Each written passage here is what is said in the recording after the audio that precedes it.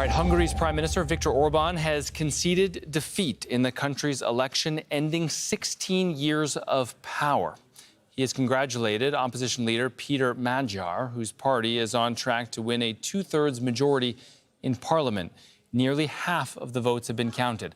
Hungary's election committee reported a record turnout. All right, we're going to go live on this breaking news to our correspondent, Vaessen. She joins us now from Budapest. Steph, obviously this is a huge result for the opposition. What are you seeing? What are you hearing where you are? What an evening here for the people here in Hungary. It's all over for Viktor Orban after 16 years. They can barely believe it, but it's absolutely happening. It is a landslide victory for opposition leader Peter Magyar, who only worked for like 2 years to reach this unbelievable result. He has now a very comfortable two-thirds majority projected for him to win, because this is very important. A two-thirds majority in Parliament is important to change the constitution, which was so well crafted and changed by Viktor Orban in the last 16 years to get more control over the state institutions, over the democratic institutions, to control the media. So this is all that Peter Magyar can change, and his party can change when he gets his seats in Parliament. And this is also very telling for populists around the world, that a populist leader who has used the propaganda machine of the state, who has silenced the media, can still be beaten. And this is something that this party and this leader, Peter Magyar, has basically managed to show. So this is also a result that will not go down well in Washington. The endorsement by US President Donald Trump didn't help Orban. The last-minute visit by J.D. Vance here to Budapest last week didn't help Orban. Netanyahu has issued his support, didn't help. The far-right leaders from Europe were all gathering here in Budapest in the last couple of weeks. It all didn't help. The people here have decided something completely different.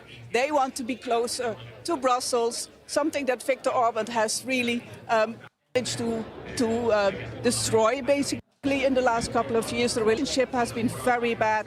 He is blocking money for Ukraine, for weapons for Ukraine. So Peter Magyar has already announced he wants to have a better relationship, to get the money back that Brussels has been blocking for Hungary, to improve the economy and to fight corruption. But it all has to be seen, because Magyar, from the other hand, is coming from the Fidesz party from Orban. He was a loyalist for many, many years. So he has a lot of the same ideals and values as Viktor Orban.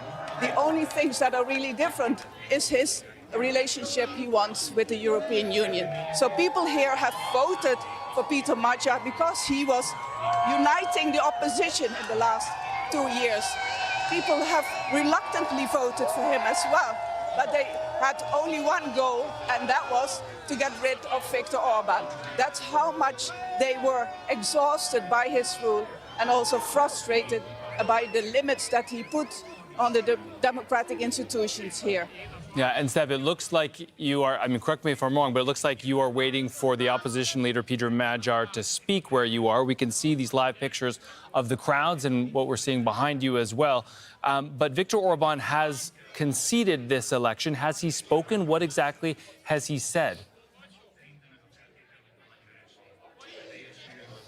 He has conceded, and he has conceded very early on, you would say, but he was speaking, and he said that he accepts the result. He congratulates Peter Magyar. He says he will go and support the opposition. It's not clear, of course, if he will have a role in the opposition himself, but he says we are not done, the fight is not over. So it shows basically that he is willing to accept the result, and all the talk that there was happening in the last couple of days, that there could be protests, that there could be resistance from whoever's gonna lose, that there could be violence even. It seems now all gone, with Viktor Orban coming out and very clearly saying, we lost.